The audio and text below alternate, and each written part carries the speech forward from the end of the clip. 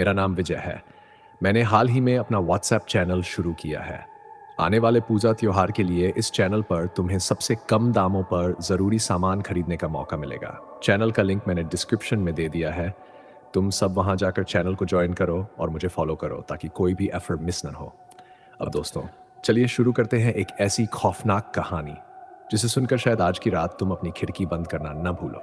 अमित नाम का एक युवक अपनी मोटरसाइकिल से सुनसान हाईवे पर चला जा रहा था।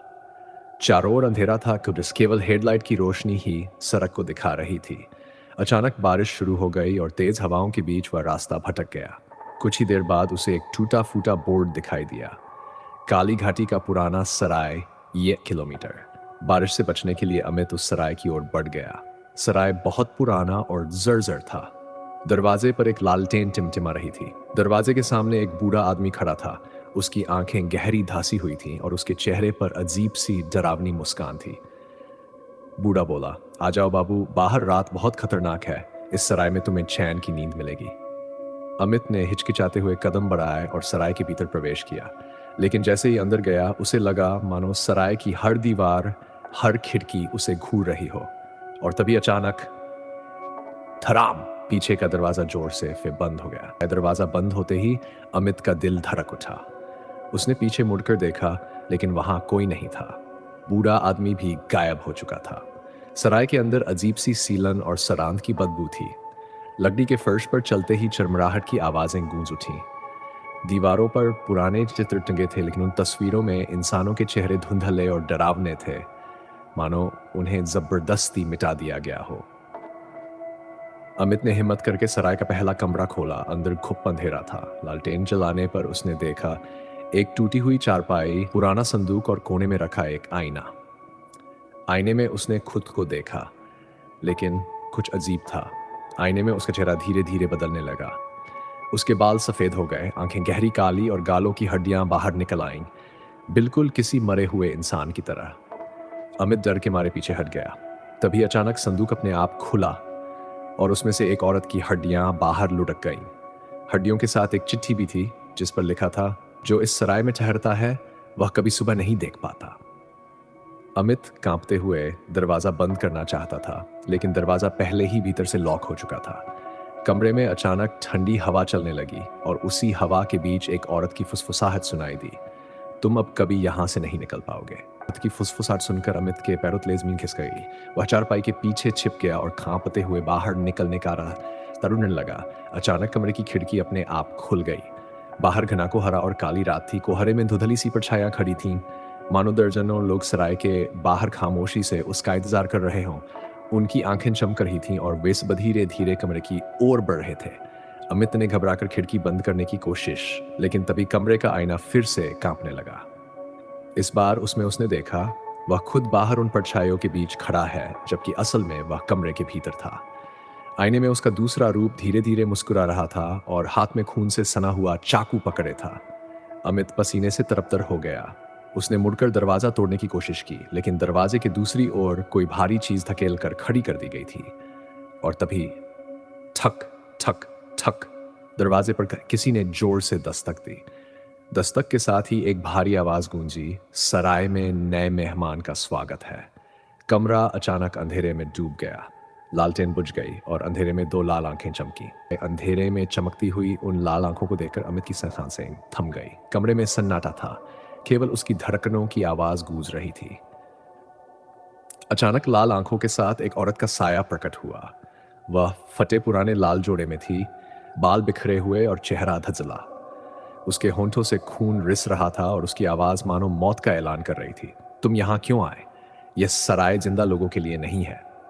अमित डरते हुए बोला, मैं बस बारिश से बचने आया था, मुझे जाने दो। औरत जोर से हंसी। उसकी हंसी दीवारों से टकराकर पूरी सराय में गूंज उठी। फिर उसने धीरे धीरे कहा, इस सराय से बाहर जाने वाला कोई भी जिंदा नहीं बचता। यहां जो आता है वही इसका हिस्सा बन जाता है। इतना कहकर वह औरत अचानक हवा में गायब हो गई। लेकिन जैसे ही वह गायब हुई, कमरे की छत से खून की बूंदें टपकने लगीं। अमित ने ऊपर देखा। छत पर 3 लाशें लटकी हुई थीं। उनकी आंखें फटी हुई और जुबान बाहर निकली हुई थी। अमित ने चीखते हुए दरवाजे को पूरी ताकत से धक्का दिया। दरवाज़ा खुला और वह गलियारे में भागा, लेकिन गलियारा अंधकार से भरा था और दोनों ओर सैकड़ों दरवाजे थे।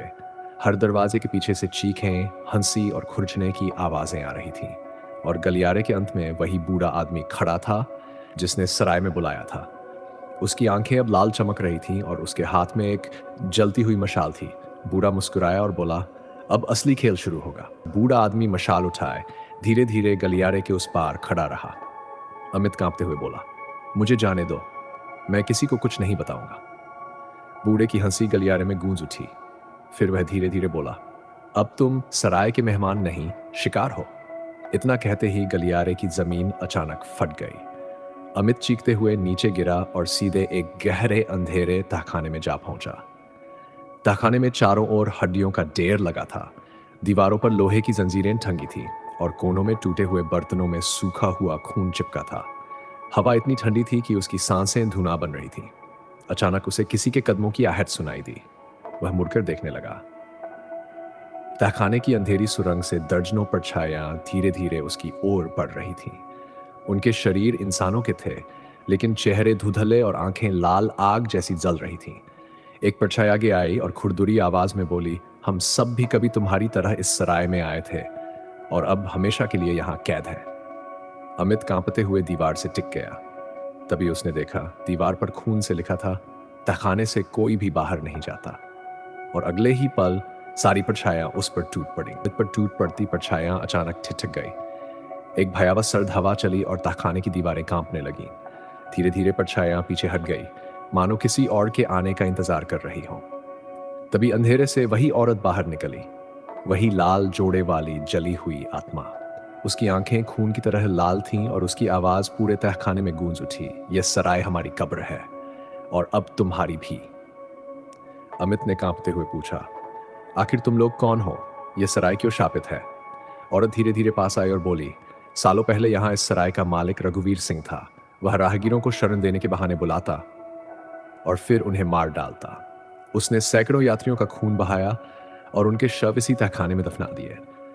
मरते वक्त सबकी आत्माएं इस सराय की दीवारों में कैद हो गईं। औरत की आंखों से आंसू की जगह खून बहने लगा। वह और भी भयावह स्वर में बोली, रघुवीर की आत्मा अभी भटक रही है। वही बूढ़ा आदमी है जिसने तुम्हें सराय में बुलाया। जब तक कोई नया शिकार नहीं आता वह हमें चैन से नहीं छोड़ता। अब तुम्हारी बारी है। तुम भी इस श्राप का हिस्सा बनने वाले हो। इतना कहते ही पूरा तहखाना हिलने लगा। हड्डियों के ढेर से चीखें आने लगीं और जंजीरें अपने आप बजने लगीं। अमित बेतहाशा बाहर निकलने का रास्ता ढूंढने लगा, लेकिन हर दीवार से वही शब्द गूंज रहे थे, मौत का सराय, मौत का सराय। तहखाने की दीवारें, तहखाने की दीनें इतनी तेज कांपने लगीं कि अमित को लगा मानो पूरा सराय उसके ऊपर ढह जाएगा।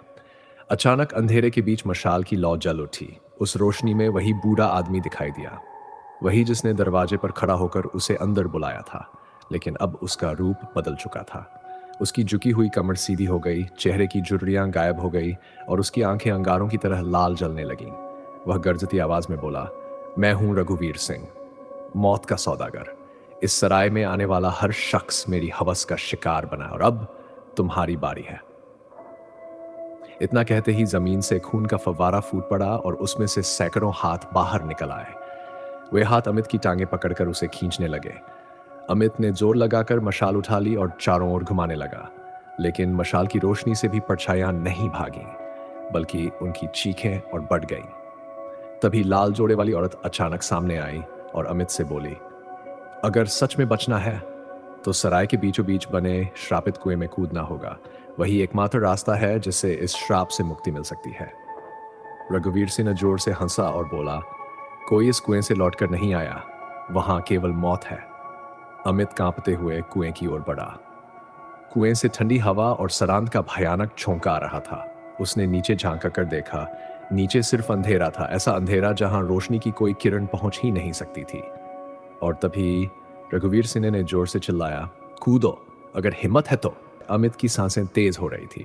उसके चारों ओर लाल कपड़े वाली औरत, रघुवीर सिंह की आत्मा और सैकड़ों परछाइयां खड़ी थीं। सबकी निगाहें उसी कुएं पर टिकी थीं। कुएं से उठती ठंडी हवा हड्डियों को जमा देने वाली थी।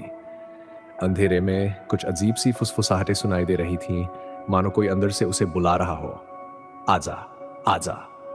अमित ने कांपते हाथों से मशाल को कसकर पकड़ा और अचानक कुएं में छलांग लगा दी।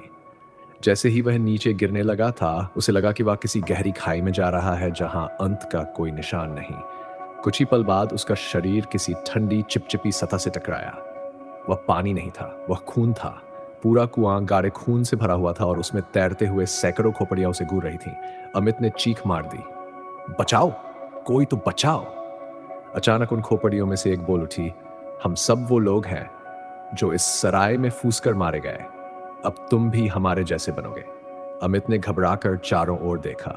तभी कुएं की गहराई से एक भयानक आकृति बाहर आई। उसके शरीर पर हड्डियां टंगी थीं, आंखें जल रही थीं और हाथ में लोहे की जंजीरें थीं।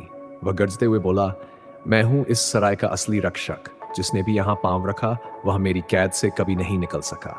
अमित, अब तुम मेरी जंजीरों में बंधोगे। इतना कहते ही वह भयानक आकृति अमित की ओर झपटी। अमित ने मशाल से वार करने की कोशिश की, लेकिन मशाल बुझ गई। अब चारों ओर सिर्फ अंधेरा, खून और मौत की गंध थी। पूरी तरह अंधेरे और खून की दलदल में फंसा था। उस भयानक आकृति ने अपनी जंजीरें उठाई, जिन पर पुराने खून की परतें जमी थीं। जंजीरों से टपकता लहू कुएं में गिरते ही और ज्यादा भयानक फुसफुसाहटें गूंज उठी। अमित, अब तेरे शरीर से मैं अपनी कैद पूरी करूंगा। उसकी आवाज कान फाड़ देने वाली थी। अमित कांपते हुए बोला, तू कौन है? वह आकृति धीरे धीरे और पास आई। उसका चेहरा अब साफ दिखाई दे रहा था, आधा जला हुआ, आधा हड्डियों से भरा। आंखें अंगारे की तरह जल रही थीं। मैं हूं काल रक्षक, सैकड़ों साल पहले इस सराय का मालिक था। मैंने लालच में यात्रियों की बलि देकर धन कमाया, पर फिर एक साधु ने मुझे श्राप दिया। तब से मैं इस कुएं का पहरेदार हूं। जो भी यहां आता है वो मेरी कैद में सदा के लिए बच जाता है। अमित का दिल जोर जोर से धड़कने लगा। उसने हिम्मत जुटाकर कहा, नहीं, मैं तेरे जैसे शैतान के हाथों मरूंगा नहीं। उसने कुएं की दीवार से एक टूटी हुई लोहे की छड़ उठाई और पूरी ताकत से उस कालरक्षक पर वार किया। वार इतना तेज था कि उसका चेहरा फट गया और उसके अंदर से हजारों चीखें निकलने लगी। लेकिन तभी कुएं का खून उबाल मारने लगा। चारों तरफ से हाथ निकलकर अमित को पकड़ने लगे। वह हाथ उन यात्रियों के थे जिनकी आत्माएं सालों से इस सराय में कैद थीं। सभी एक साथ चिल्लाए, कोई नहीं बच सकता। मौत का सराय सबको निगल जाता है। अमित पूरी पूरी कोशिश कर रहा था खुद को छुड़ाने की, लेकिन जितना वह हाथ छुड़ाता उतने और हाथ उसे खींच लेते। कालरक्षक फिर हंसते हुए बोला, अब तेरी बारी है अमित, अब तू हमेशा के लिए मेरे साथ रहेगा। अचानक कुएं की गहराई से एक और आवाज आई जो बाकी सब आवाजों से अलग और तेज थी। नहीं, अमित को मत छूना, उसका भाग्य अभी अधूरा है। अमित ने कांपते हुए ऊपर देखा और वहां कुएं की दीवार पर एक रहस्यमयी परछाई खड़ी थी। कुएं के ऊपर खड़ी परछाई धीरे धीरे साफ होने लगी। अमित ने जैसे तैसे अपनी गर्दन उठाई और देखा, वह एक बुजुर्ग साधु था। उसकी आंखें लाल अग्नि की तरह चमक रही थीं और हाथ में चमकता हुआ त्रिशूल था। कालरक्षक अचानक पीछे हट गया और गुर्राकर बोला, तू तू अब तक जिंदा कैसे है? मैंने तो तुझे भी इस सराय में बांध दिया था। साधु की आवाज गूंजी, मेरी आत्मा कभी बंधी नहीं। मैं ही वह हूं जिसने तुझे श्राप दिया था। आज तक किसी को बचा नहीं पाया, लेकिन अमित का भाग्य अलग है। इसे मौत का सराय नहीं निकल सकता। अमित की धड़कनें तेज हो गई। उसने कांपती आवाज में पूछा, महात्मा, आप मुझे यहां से निकाल सकते हैं क्या? साधु ने गंभीर स्वर में कहा, निकाल सकता हूं, पर इसकी कीमत भारी होगी। कालरक्षक जोर से हंसा। उसकी जंजीरें आग की तरह चमकने लगीं। कोई इस सराय से बचकर नहीं गया। साधु, तू भी जानता है, जो एक बार मौत के कुएं में उतर गया वो मेरा हो गया। साधु ने त्रिशूल उठाया और मंत्रोच्चार करने लगे। कुएं का खून उबाल मारने लगा, खोपड़ियां चीखने लगीं। कालरक्षक गुस्से में झपटा और साधु से भिड़ गया। त्रिशूल और जंजीरों की टकराहट से अंधेरे में आग की चिंगारियां निकल रही थीं। अमित खून के दलदल में फंसा सब कुछ देख रहा था। अचानक साधु की नजर उस पर पड़ी और वह चिल्लाए, अमित, अगर अपनी जान बचानी है तो इस मंत्र का जाप कर, मृत्युंजयाय नमः। जल्दी बोल वरना देर हो जाएगी। अमित ने पूरी ताकत लगाकर मंत्र बोलना शुरू किया। जैसे ही उसने 3 बार मंत्र दोहराया, कुएं की दीवारें हिलने लगीं। खून की जगह जलने की बदबू और राख फैलने लगी। कालरक्षक तड़पते हुए चीखा, नहीं, यह सराय मेरा है, कोई मुझसे इसे छीन नहीं सकता। लेकिन उसकी आवाज धीरे धीरे गायब होती चली गई। अमित ने अचानक महसूस किया कि उसके पैरों की पकड़ ढीली हो गई है। सैकड़ों हाथ जो उसे नीचे खींच रहे थे राख बनकर बिखर गए और अगले ही पल अमित बेहोश होकर कुएं के किनारे गिर पड़ा। साधु उसके पास खड़े थे, पर उनकी आंखों में अब भी एक रहस्यमयी चमक थी। अमित धीरे धीरे होश में आया। उसके पूरे शरीर पर खून और राख चिपकी हुई थी। वह कांपते हुए उठने की कोशिश कर ही रहा था कि उसके सामने साधु खड़े दिखाई दिए। उनकी आंखें अब शांत नहीं थीं, बल्कि अजीब तरह से चमक रही थी, जैसे उनमें कोई गहरी आग सुलग रही हो। अमित ने कांपती आवाज में कहा, महात्मा, आपने मेरी जान बचाई, मैं आपका जीवन भर ईनी रहूंगा। साधु हल्की मुस्कान के साथ बोले, अमित, मैंने तुझे बचाया जरूर है, लेकिन हर चीज की कीमत होती है। अमित घबरा गया। कौन सी कीमत? साधु धीरे धीरे पास आए। तुझे इस सराय से बाहर ले जाने के लिए मुझे एक नई आत्मा की जरूरत होगी। तू बचना चाहता है ना? तो तुझे तय करना होगा, या तो तू खुद यहां हमेशा के लिए कैद हो जा, या किसी और को यहां खींच कर ला। अमित का दिल धड़कना बंद सा हो गया। क्या? ये कैसा सौदा है? साधु की मुस्कान और फैल गई। उनकी आवाज बदल चुकी थी। अब वह किसी दुष्ट आत्मा जैसी लग रही थी। अमित, मैं कोई साधु नहीं हूं। मैं इस सराय का पहला शिकार हूं, जिसने 100 साल पहले बचने की कोशिश की थी। साधु का रूप पहनकर मैं दूसरों को बहकाता हूं ताकि अपनी जगह नया शिकार फांसा सकूं। और अब तेरी बारी है। इतना कहते ही साधु का चेहरा पिघलने लगा, जैसे मोमबत्ती की तरह। उसकी आंखें बाहर निकल आईं, दांत लंबे और नुकीले हो गए। अब उसके सामने एक डरावनी दानवी आकृति खड़ी थी। वह गरजते हुए बोला, अमित, तुझे बाहर जाना है तो किसी और को यहां लाना होगा, वरना तू भी मौत के सराय का हिस्सा बन जाएगा। अमित की सांस अटक गई। उसने महसूस किया कि सराय की दीवारें फिर से बंद हो रही हैं, जैसे उसे हमेशा के लिए कैद कर रही हो। अमित कांपते हुए पीछे हटने लगा। दानवी साधु की आंखें लाल अंगारों जैसी चमक रही थीं। चारों ओर फिर से वही अंधेरा, वही बदबू और वही सरांध फैल गई थी। दानवी साधु गरजकर बोला, अमित, इस सराय में हर आत्मा किसी और आत्मा की कुर्बानी देकर बची है। अब तेरी बारी है।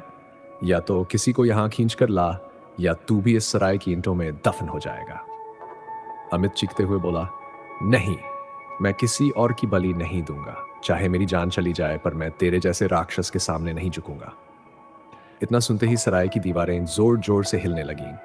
छत से टपकता खून धाराओं में बहने लगा। फर्श पर बिखरी खोपड़ियां एक साथ हिलने लगीं, मानो कोई अनुष्ठान शुरू हो गया हो। दानवी साधु की हंसी पूरे हॉल में गूंज उठी। तू सोचता है तेरे पास कोई विकल्प है? अमित, यह सराय सिर्फ बलि पर जिंदा है, और जो बलि देने से इनकार करता है, उसका मांस यहाँ की दीवारें चबा जाती हैं। अमित ने डरते हुए देखा कि सराय की दीवारों पर अजीब सी आकृतियां उभरने लगीं। वो आकृतियां थीं यात्री, स्त्रियां, बच्चे, जिनके चेहरे पीड़ा और मौत से भरे थे। सबकी आंखें लाल थीं और सब एक स्वर में चीख रहे थे, हम भी कभी इनकार किए थे, अब हम इस सराय का हिस्सा हैं। अमित, तेरी बारी है। अमित जोर से चिल्लाया, भगवान, अगर आप हो तो मुझे बचा लो। अचानक उसी वक्त सराय के बीचों बीच एक पत्थर की पुरानी शिला जमीन से बाहर आने लगी। उस शिला पर अग्नि जैसी रोशनी फैल रही थी और उस पर लिखा था, मौत का सराय तब टूटेगा जब कोई बिना स्वार्थ के बलिदान देगा। दानवी साधु ने यह देखा और पागलों की तरह चिल्लाने लगा, नहीं, इसे मत पढ़। अमित, यह तेरे लिए मौत का जाल है, शिला को मत छूना। अमित ने हिम्मत जुटाई और कांपते हाथों से उस शिला को छू लिया। जैसे ही उसने शिला को छुआ, पूरी सराय गूंज उठी। आग की लपटें, आत्माओं की चीखें और जंजीरों की टूटती आवाज एक साथ गूंजने लगीं। और तभी अमित के सामने एक चमकता हुआ दरवाजा दिखाई दिया।